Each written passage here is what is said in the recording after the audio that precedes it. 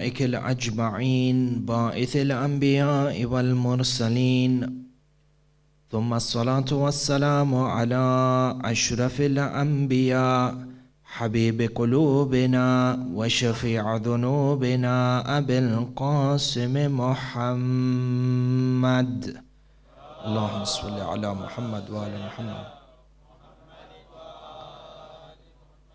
ثم الصلاة والسلام على أهل بيته الطيبين الطاهرين المعصومين المظلومين لا سيما ولي الله الحجة ابن الحسن صاحب الأمر والزمان اللهم صل على محمد وآل محمد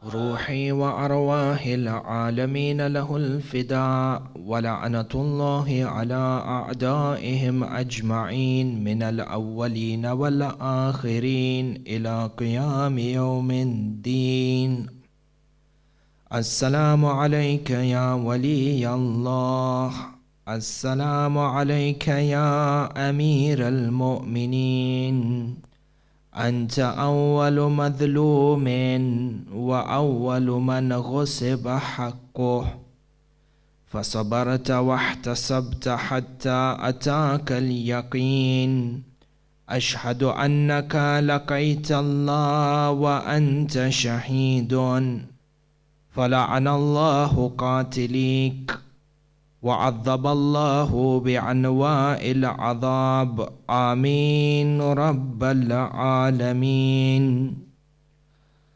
أما بعد قال رسول الله صلى الله عليه وآله وسلم علي مع الحق والحق مع علي صدق النبي وآمنا به زينوا مجالسكم بذكر محمد وآل محمد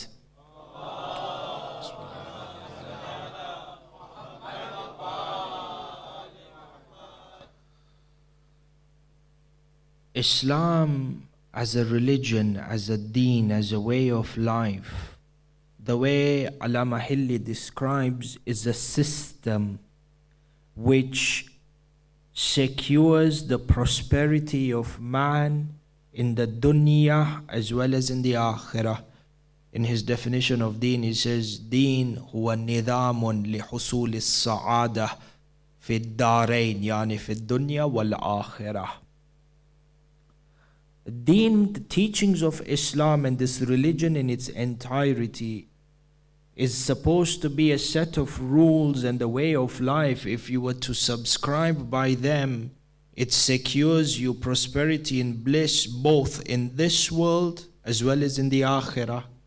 And you find that this definition counters the misconception of many other sects that sprouted down across time, which suggested that happiness in the akhirah can only be attained by compromising happiness in the dunya altogether.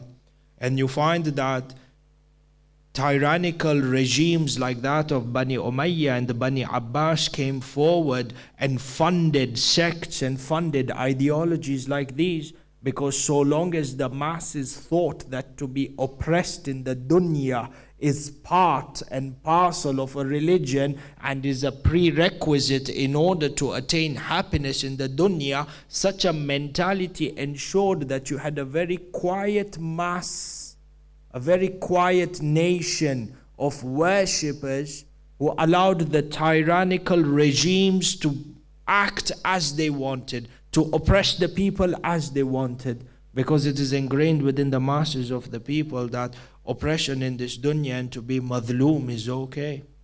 You find that Islam changed this, particularly when it came to the reins of government. And you find that the best models of governance and political leadership has been granted to us within the teachings of Rasulullah and his brother and the successor of Allah subhanahu wa ta'ala, Amirul Mu'mineen Ali ibn Abi Talib, salawatullahi wa salamuhu alayhi.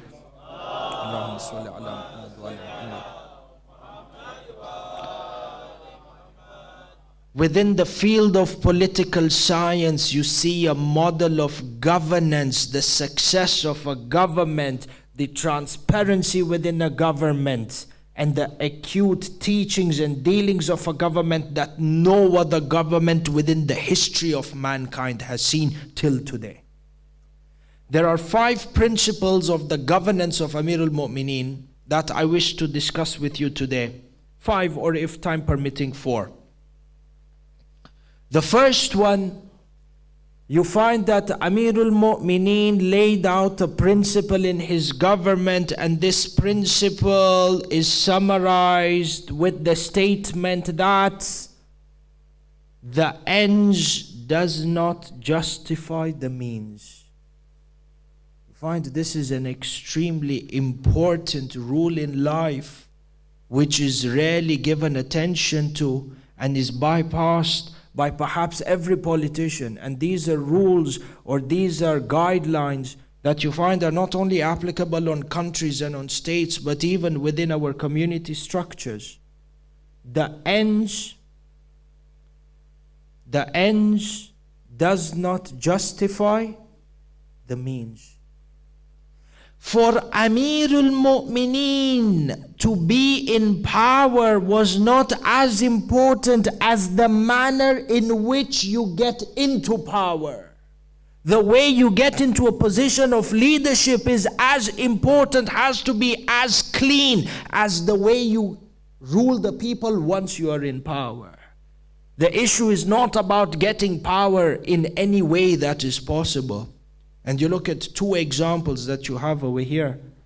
The first example is that after the martyrdom of Rasulullah, the Saqifa takes place, and a few days after the Saqifa, you find that Abu Sufyan al-La'in ibn Harb, he was away from Medina when Rasulullah is martyred. When he comes back, he hears that the Prophet has passed away, has been buried.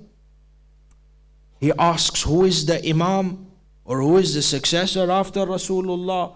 They say to him, it is Abu Bakr ibn Abi Quhafa. For you find that Abu Sufyan goes to Abbas, the uncle of Rasulullah, and he starts to tell Abbas, how is it that a person from this tribe has gained a position of leadership over all the other tribes of Arabia, and particularly over the tribes of Quraysh? So he says to Abbas, the uncle of the Holy Prophet, let us go to the house of Ali ibn Abi Talib and let us give him bay'ah. They come to the house of Amirul Mu'mineen. Abu Sufyan says to Amirul Mu'mineen, Ya Ali, give me your hand, I shall give you bay'ah. And if you want, at a single command, I fill the entire streets of Medina with horsemen, with a cavalry, with an army that will shed blood and secure leadership for you. Amirul Mu'mineen refused. If getting into power means allying myself with people the likes of Abu Sufyan, Munafiqeen and Kuffar, then there is no need for that leadership. Amir al-Mu'mineen, if he wanted, the haqq was his, Khilafah was his, leadership was his. What was there stopping him to build a coalition, the way we say it now? Build a coalition with Abu Sufyan, even though he's a kafir, even though he's a munafiq. Even though Amir al-Mu'mineen had ilm al-ghayb, that his son Muawiyah is going to end up shedding the blood of Imam Hassan al-Mujtaba, and his grandson Yazid al-La'in is going to kill Imam al-Hussein. Amir al-Mu'mineen could have played a political game. Let me build an alliance and a coalition, even with this munafiq and kafir, until I get into the position of power, and then I can do away with them. La, Amir al-Mu'mineen taught us principle. The seat is not as important. The way you get to the seat is more important. And you find that this is a model that Amir al-Mu'mineen left behind for us. The ends does not justify the means. And the first misdaq, or the first categorization of this, is that building alliances with hypocrites, building alliances with the enemies of Islam in order to get into power, khata. This is against the manhaj of Amir al-Mu'mineen, against the teachings of Islam. even the path towards the chair, even the path towards leadership, the campaign process towards leadership needs to be one which is clean, which is respectable, has principles. Second example of this. Upon the death of Umar ibn Khattab, he appointed a committee of 6 people known as a shura, and it was away from everything within the pure principles of shura which are established within the Quran. Shura yani consultation. And what is meant by shura consultation is that you have a form of leadership where the best minds of the nation sit together as a panel to decide on policies for the best of the ummah. And this in itself is a form of leadership that ensures there is no room for dictatorship or any dictatorial person, regime to come in. Plurality of views. For you find that Umar ibn Khattab selects 6 people. These 6 people are supposed to nominate from amongst themselves the next Khalif. These 6 people are who? They choose Uthman ibn Affan, Abdul Rahman ibn Auf, and then there was Amirul Mu'mineen, and then there was Talha, and then there was Zubair.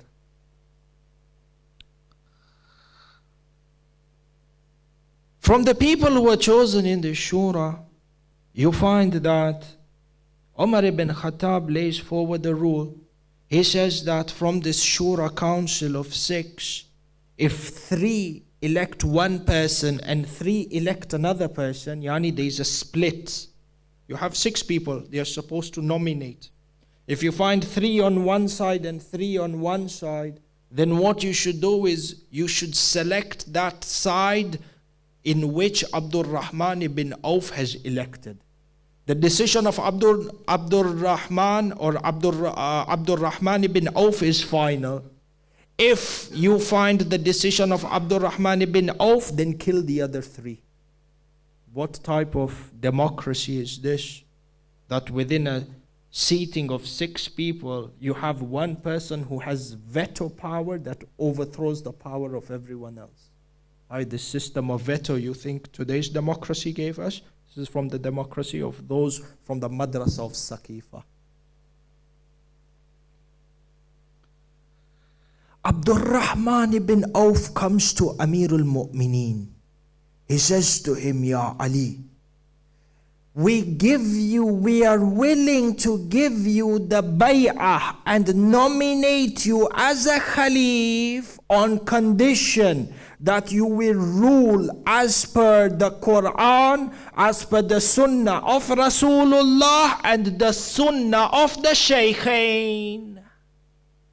Amirul Mu'mineen looked at Abdul Rahman ibn Auf and he said to him, as for the teachings of the Quran, yes.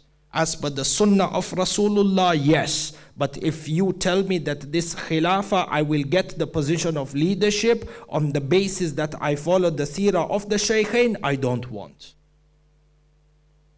They went, they gave the leadership to Uthman ibn Affan. What was stopping Amirul Mu'mineen? He could have said to Abdul Rahman ibn Auf, yes, I agree to rule the Ummah as per the teachings of Rasulullah, the Quran and the Shaykhain. And when he gets into power, he limits the leadership to the Quran and the Sunnah. What was hurting Amirul Mu'mineen? He could have lied, but to get into power and then go against his word. But Amirul Mu'mineen was teaching us a lesson, Ya Akhi, leadership is about principles. It's not about getting to a seat of position however you want at any cost by trampling the rights of other people or through false promises. No. Even the path towards the chair has to be pure. Principles. Amirul Mu'mineen taught us that in governance and in political leadership, you do not give up your principle in order to get position or in order to get power, even though this haqq was his. And when he was made to sit in this council, you read through the books of history, he recounted for himself close to 50 fada'il. which show that this leadership and this khilafah and rulership of the ummah was deserving for him by the sake of Allah subhanahu wa ta'ala. Sallu ala Muhammad wa ala Muhammad.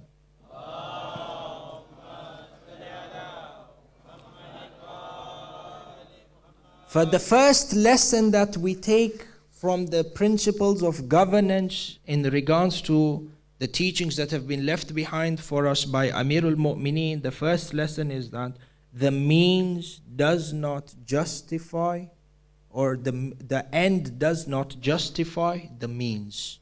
And this is a lesson that we are able to implement even within our communal lives and within the structures of leadership that we have.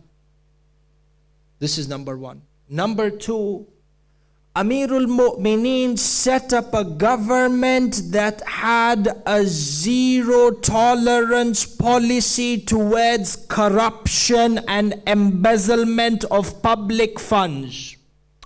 Within the government of Amirul Mu'mineen, there was no room for any sort of tolerance towards people who will usurp or will steal or will misuse the funds within the ummah.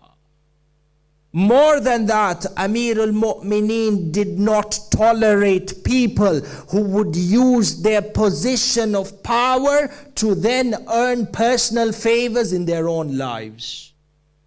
To use your position as a position of clout for personal favors, for personal development, Amirul Mu'mineen was against this.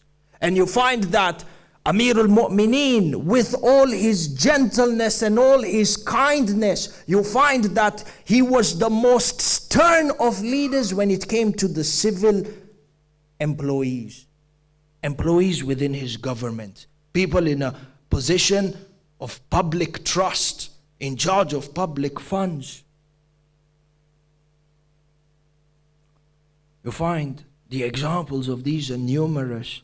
And in the Janabak, you read through Nahjul Balagha, you read through some of the letters that Amirul Mu'mineen has written to his officers.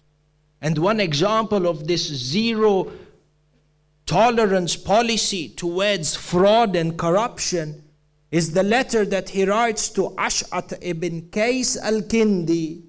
Ash'ath ibn Qais al-Kindi was a governor of Azerbaijan who was put into power by Uthman before he was killed by the masses.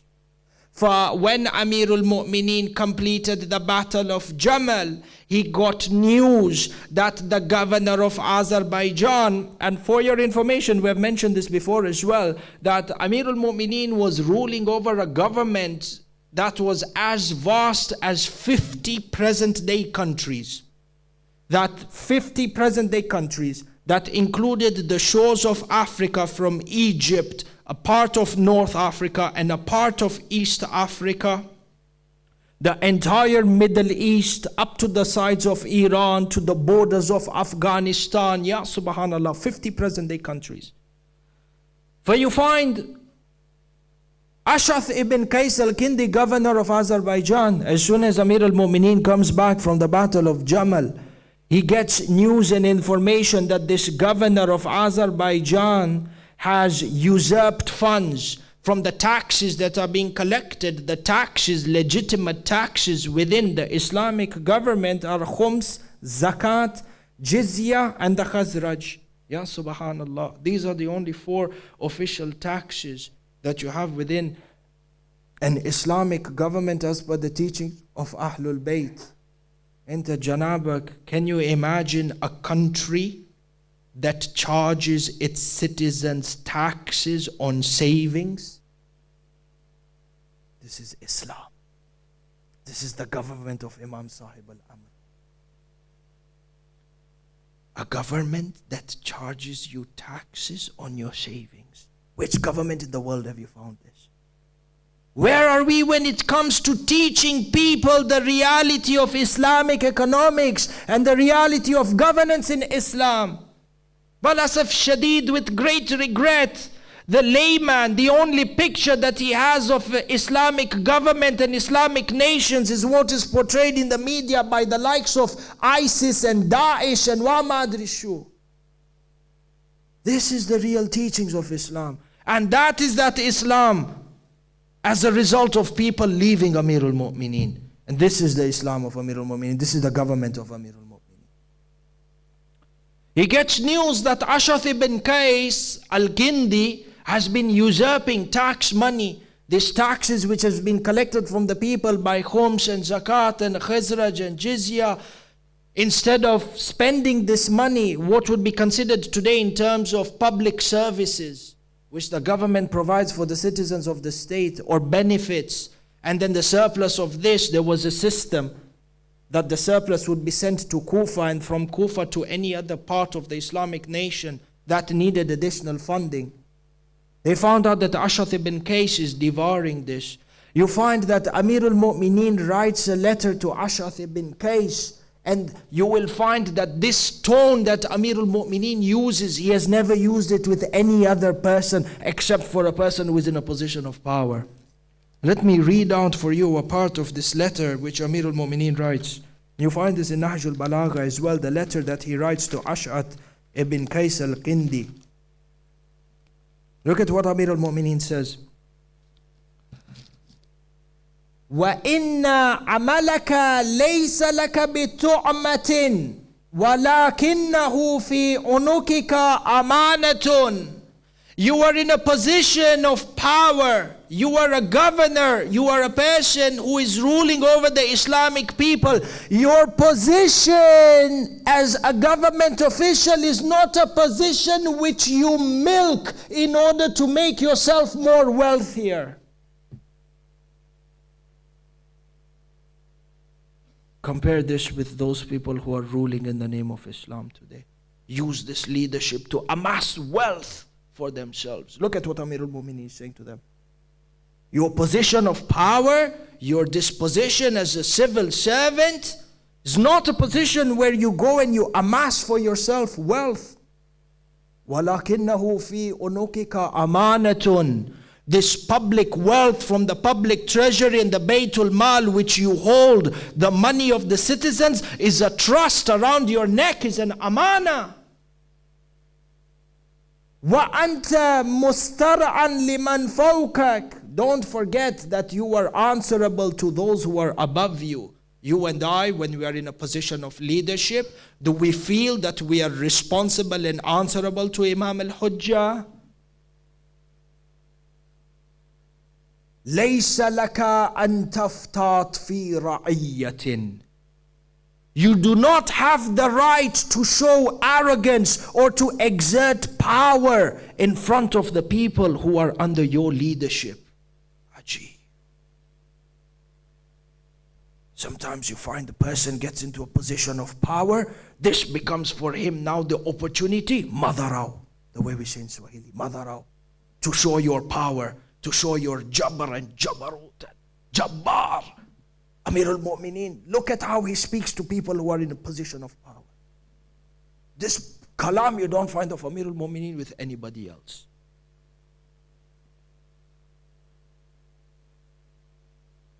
وَلَا تُخَاطِرْ إِلَّا بِوَثِيقَةٍ وَفِي يَدَيْكَ مَالٌ مِّن مَالِ اللَّهِ عَزَّ وَجَلَّ.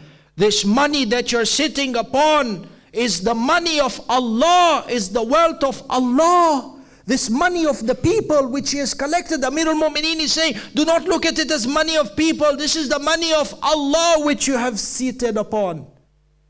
وَأَنْتَ مِنْ خُزَّانِهِ حَتَّى تُسَلِّمُهُ إِلَيَّ. You are nothing but a trustee of this wealth until you send this money back to me. وَلَعَلِّي أَنْ أَكُونَ شَرَّ وُلَاتِكَ لَكَ وَالسَّلَامُ. And if you perform any sort of fraud with this money, you will know that I am the worst of leaders upon you. Ajib. Who is speaking? Amirul Mu'mineen. He's threatening his governor that if you perform any sort of embezzlement with this, I will be the worst leader you have ever seen. Amirul Mu'mineen is saying this. Qasimun nari wal jannah. Zero tolerance policy towards any sort of fraud or corruption.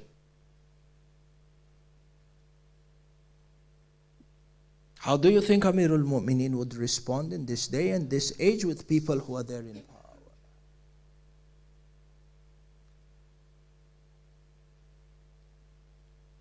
Where are we and where are the teachings of Amirul Mu'mineen? This dictator who sat in Central Africa for 30 years or so in power. By the time he died, he had amassed for himself $15 billion from the public treasury in Central Africa. Till today, this country, and in those 30 years, how many of them died of malnutrition and within Islamic countries?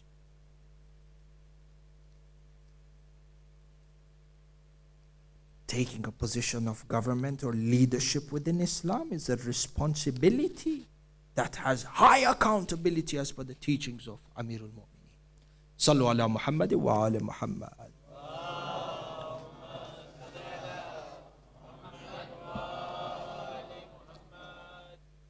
It's one thing that came to my mind before we move to the next point.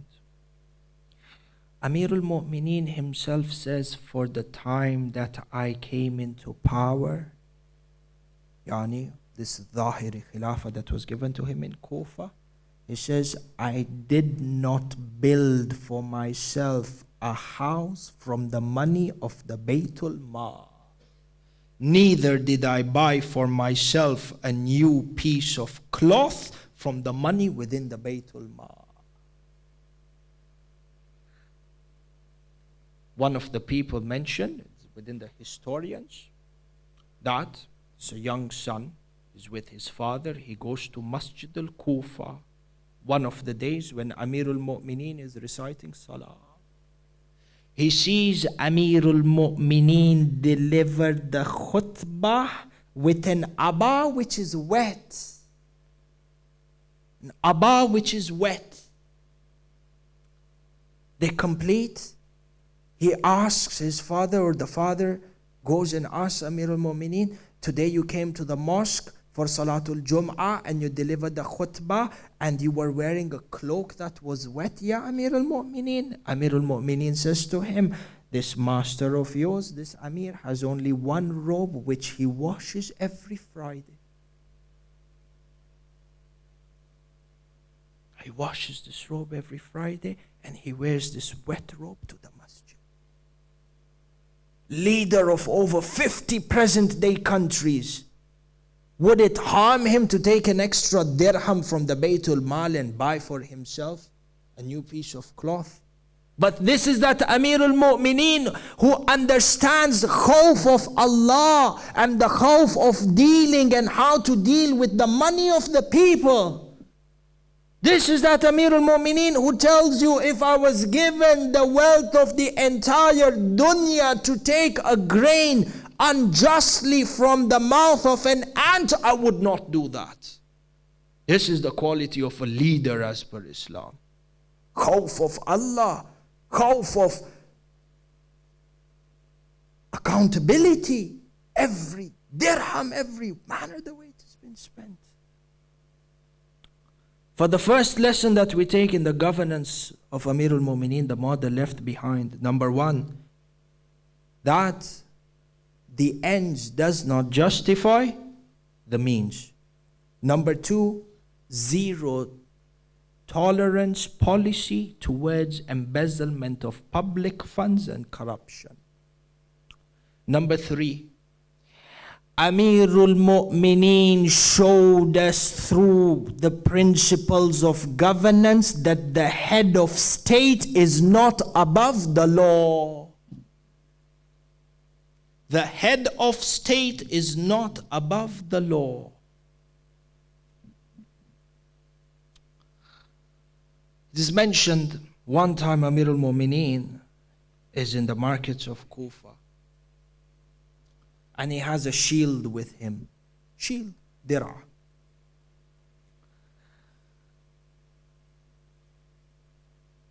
A person from the followers of Bani Israel, Yahudi, comes to Amirul Mu'mineen and says to him, Ya Ali, this shield belongs to me, not to you. Amirul Mu'mineen says to him, Ya Akhi, this is a shield which was my shield from the spoils of Siffin, and I've had this shield in my possession from the time of Siffin. Brother, you must be mistaken. Maybe you had a shield that looks like this. This person from Bani Israel is insistent. Ya Ali, no, this is my shield and you have stolen it. Ajib. Look at the political, this is an ishara. Yani, look at the political freedom that existed during the time of Amirul Mu'mineen. A person from Bani Israel can come to the Khalifa within the lands of the Muslims and call the Khalifa a thief. And yet he's not scared that he will be reprimanded.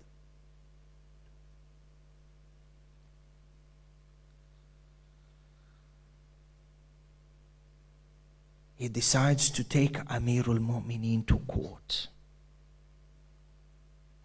Amirul Mu'mineen goes into the court accused of theft by a Yahudi, and the judge is a Muslim judge called Shurai. Amirul Mu'mineen could have used his political power as a head of state to execute this person. How dare you accuse the ruler of the Muslims for theft? Execute him, death by hanging. Did you find this in the seerah of Amirul Mu'mineen? La.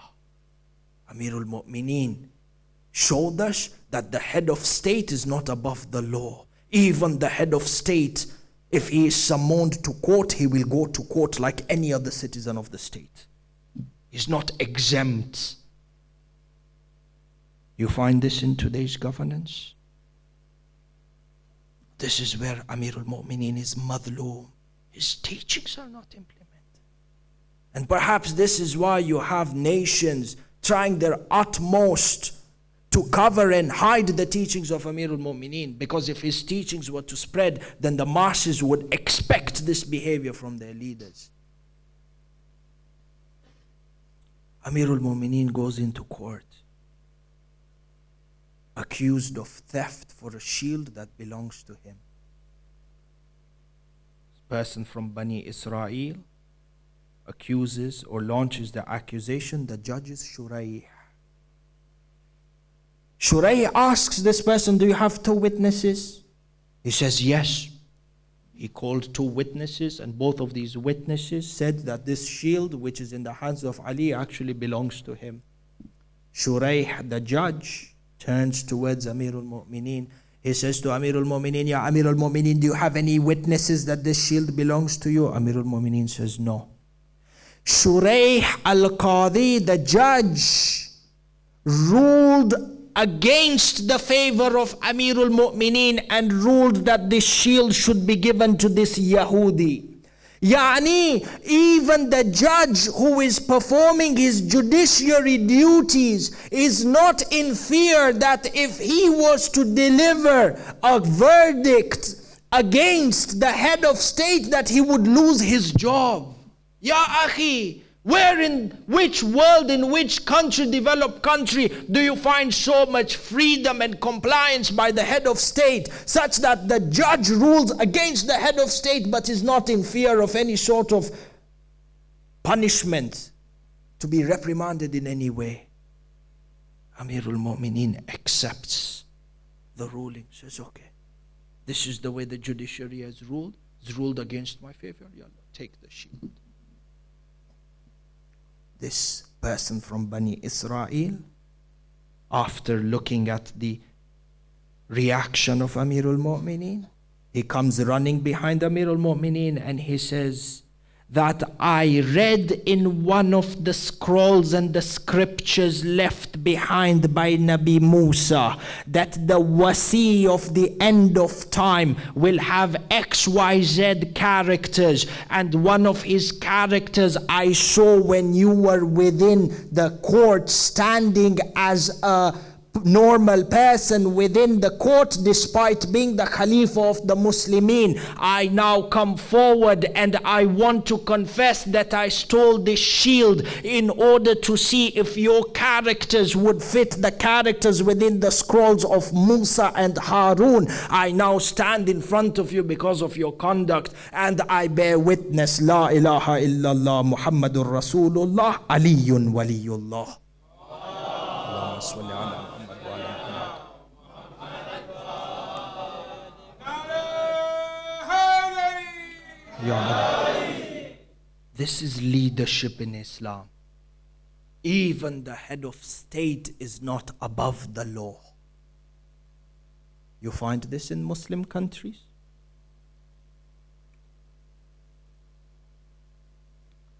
Political freedom, ya akhi. Amirul Mu'mineen granted the people within his nation the highest extent of political freedom imaginable. Freedom of expression. You have this person, Munafiq by the name of Ibn Qura. Ibn Qura comes one day from the Munafiqeen. Amirul Mu'mineen is reciting Salat in Masjid al-Kufa. As he's reciting Salat, this is a head of state. This is a ma'soom imam appointed by Allah subhanahu wa ta'ala. He comes to Amirul Mu'mineen while he's reciting Salat.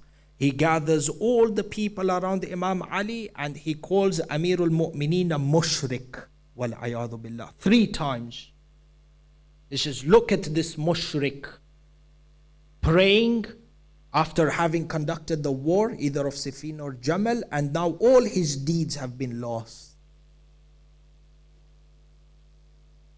And to go to any Islamic country with an Islamic head of state, call him a mushrik, see what happens to you.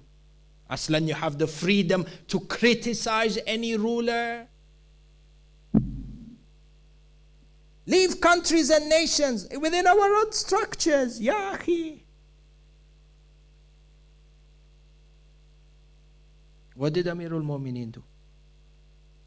Completed his salah, turned around to him, and he recited a verse of the Quran. Inna wa'adallahi haqqan fala yastakhifanna wala yastakhifannaka man la wala yastakhifannaka. I have to check the verse of the Quran, but the verse in its translation is that the promise of Allah subhanahu wa ta'ala is true, and do not let those who mock you lose faith. Do not lose faith. فَاصْبِرْ إِنَّ وَعْدَ اللَّهِ حَقٌّ وَلَا يَسْتَخِفَنَّكَ الَّذِينَ لَا يُوقِنُونَ. Have sabr. Do not let those who mock you, who don't have iman, who don't have faith, don't let them break your persistence. This is the action and the rebuttal of Amirul Mu'mineen. No use of force, no imprisonment. For what? He used his tongue. Reply back with your tongue. As long as he didn't harm anybody, he didn't violate anybody's right, he didn't raise any arms. Find Amirul Mu'mineen gave them freedom of expression. Express yourself the way you want. Even though we say that this is not right, but as a head of state, you don't find Amirul Mu'mineen use his power of position to impose upon these people. For these are 4 lessons, Ahibbai. Take from the lives of Amirul Mu'mineen. Implement in your own lives, in your own structures. Everyone is a leader in one capacity or the other. And take these teachings and make them the core of interfaith discussions. Let people know the religion and governance as per the teachings of Amirul Mu'mineen, not those others than Amirul Mu'mineen who have destroyed the image of Islam across history. These 4 lessons that you take home today from the life of Amirul Mu'mineen in regards to governance. Number 1, the ends does not justify the means. Number 2, zero tolerance policy towards corruption and embezzlement of public funds. Number 3, you had political freedom. And number 4, that Amirul Mu'mineen himself, the law, the leader of the nation, is not above the law. Sallu ala Muhammad wa ala Muhammad.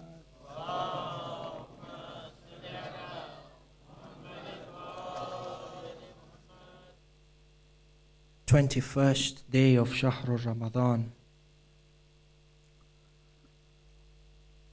It was just before the time of Fajr on a day like this that Amirul Mu'mineen was buried and given the final ghusl.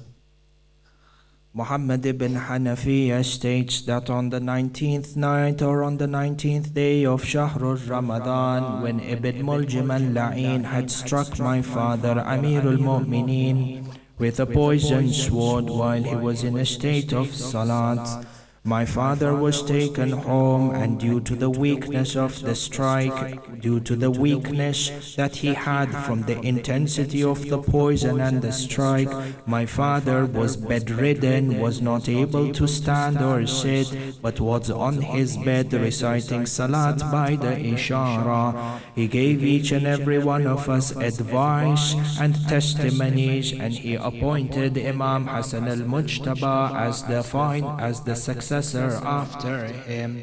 Muhammad ibn Hanafiya says that on the night of the 21st, when my father took his final breath and his soul departed the dunya, our house was filled with grief. We were giving condolences to each other. Sometimes Sayyida Zainab would be crying, sometimes Kulthum, sometimes Hassan, sometimes Hussein. Each one of us would be giving support to each other and would be giving condolences to each other. Muhammad ibn Hanafiya says that then came the time to give the ghusl to my father. We laid my father Amirul Mu'mineen on the middle of the house on a table. Imam Hassan was giving the ghusl to my father, while Imam Hussein was pouring the water, and the two angels, Jibreel and Mikael, were turning the body of my father in the way that was required for the ghusl. Upon completing the ghusl, Imam Hassan asked Sayyida Zainab al-Kubra to bring the kafur from the remainder of that was used for Rasulullah and Sayyida Zahra. Sayyida Zainab came with the kafur. As soon as they opened the kafur, there was a smell emanating from it, the smell of Jannah. Imam Hassan al-Mujtaba then put the kafur on the forehead of Amirul Mu'mineen, on his two palms, on his knees and on his two legs, and then he wrapped Amirul Mu'mineen in 5 pieces of kafan.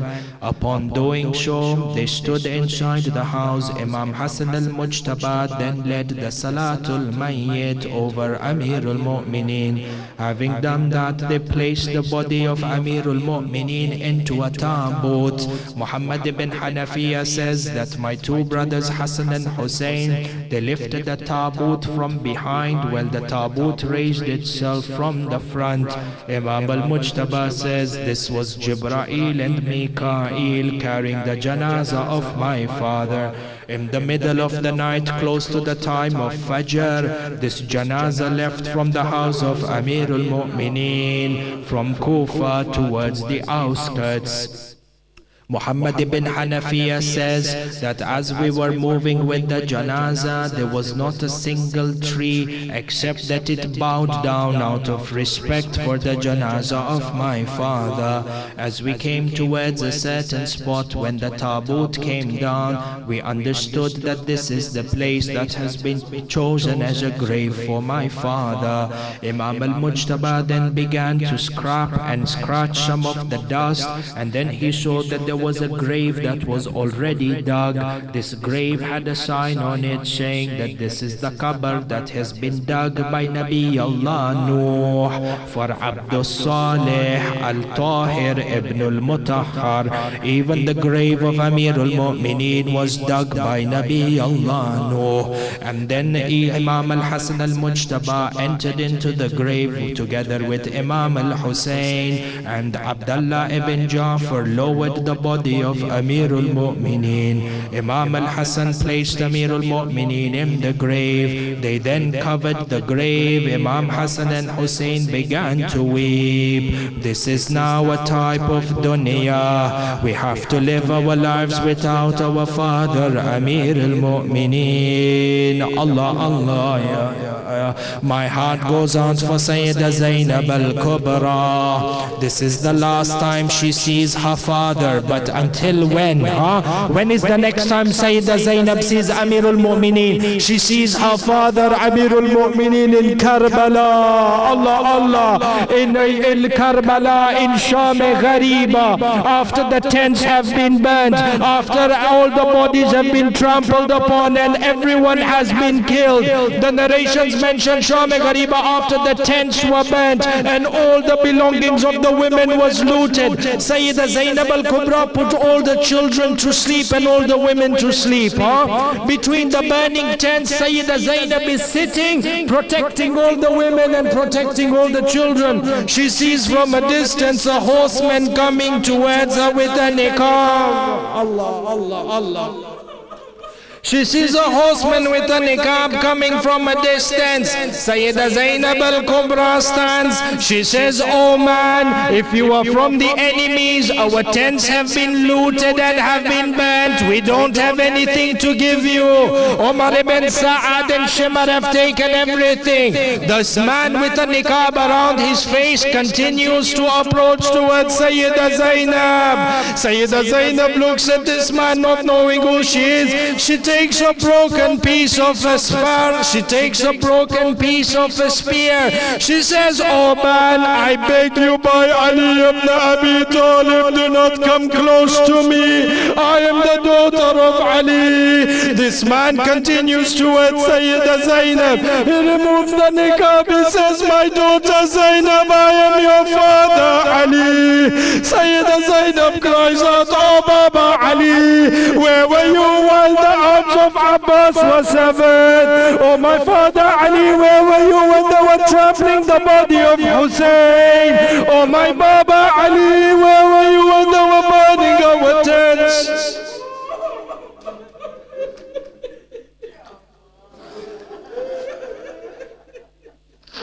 Inna lillahi wa inna ilayhi raji'un. Mathematics.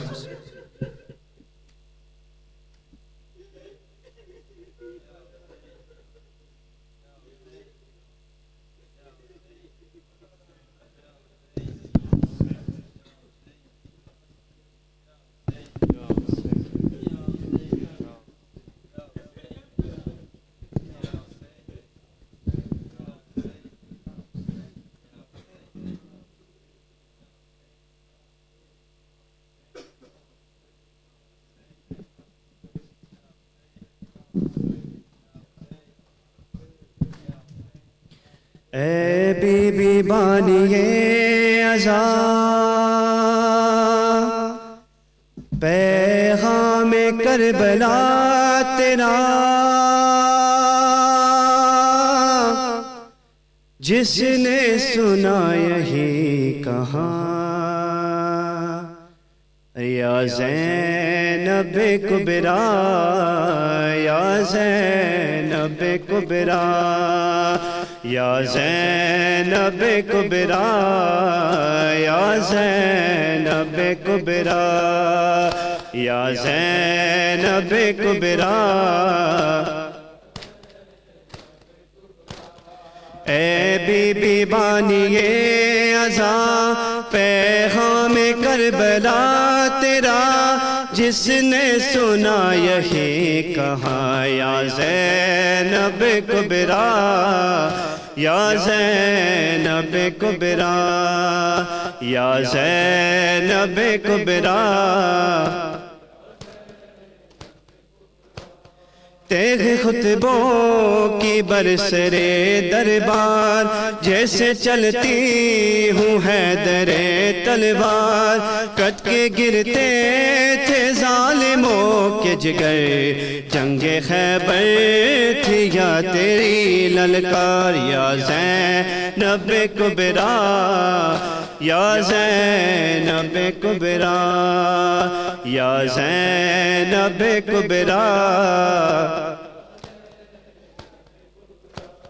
ए बीबी बानिए अज़ा दीन रसूल बच गया, कुरान की थी ये सदा, या ज़ैनब कुबरा,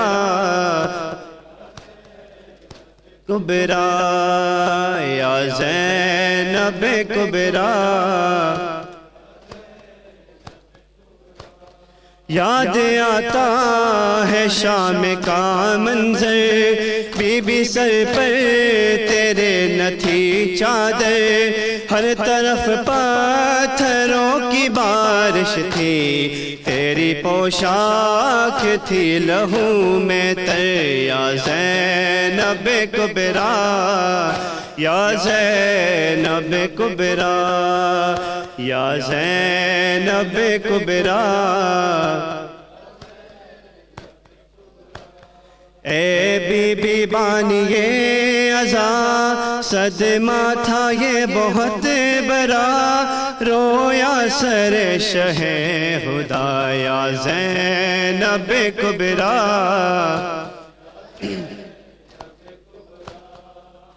या ज़ैनब कुबरा। तूने बच्चों की दी है कुर्बानी, हाय रे तेरा ज़ोख़ ईमानी, प्यासे भाई की याद में तूने खूब बनाया है आँखें का पानी, या ज़ैनब कुबरा, या ज़ैनब कुबरा, या ज़ैनब कुबरा। ए बीबी बानिए अज़ा ये ज़ब्ता हौसला तेरा, नेज़े पे सर पुकारा था, या ज़ैनब कुबरा, या ज़ैनब कुबरा, या ज़ैनब कुबरा।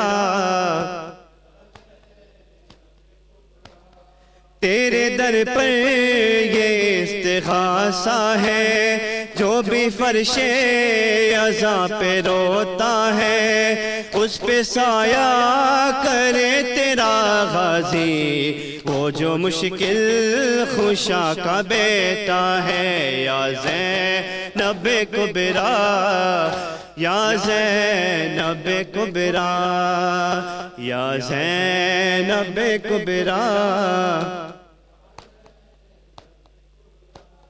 ए बीबी बानिए अज़ा पैगाम करबला तेरा, जिसने सुना यही कहा, या ज़ैनब कुबरा, या ज़ैनब कुबरा, या ज़ैनब कुबरा। या हुसैन, या हुसैन, या हुसैन, या हुसैन, या हुसैन, या हुसैन, या हुसैन, या हुसैन, या हुसैन, या हुसैन, या हुसैन, या हुसैन, या हुसैन, या हुसैन।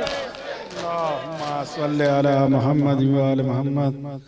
अस्सलामु अलैका या अबा अब्दिल्लाह, अस्सलामु अलैका या इब्न रसूलिल्लाह, अस्सलामु अलैका या इब्न अमीरुल मोमिनीन व इब्न सय्यदिल वसील, अस्सलामु अलैका या इब्न फातिमा अज़-ज़हरा सय्यदत निसाइल आलमीन, अस्सलामु अलैका या अबुल फज़ल अब्बास इब्न अमीरुल मोमिनीन, अस्सलामु अलैका या शुहदाए करबला जमीअन व रहमतुल्लाहि व बरकातुहू। السلام عليك مولى وابن مولى السلام عليك يا غريب الغرباء السلام عليك يا سلطان أبا الحسن علي بن موسى الرضا كن شفينا وشفيع والدينا في يوم الجزاء السلام عليكم ورحمة الله وبركاته السلام عليك مولانا يا صاحب الأسر والزمان الأمان الأمان الأمان من فتنة الزمان السلام عليك يا شريك القرآن السلام عليك يا خليفة الرحمن السلام عليك يا إمام الإنس والجان أجل الله تعالى فرجك وسال الله تعالى مخرجك وظهورك وجعلنا من أنصارك وأعوانك ورحمة الله وبركاته الله وآل محمد بسم الله الرحمن الرحيم اللهم كل وليك الحجة ابن الحسن صلواتك عليه وعلى آبائه في هذه الساعة وفي كل ساعة وليا وحافظا وقائدا وناصرا ودليلا وعينا حتى تسكنه أرزك توأ وتمتعه فيها طويلا اللهم صل فاتحة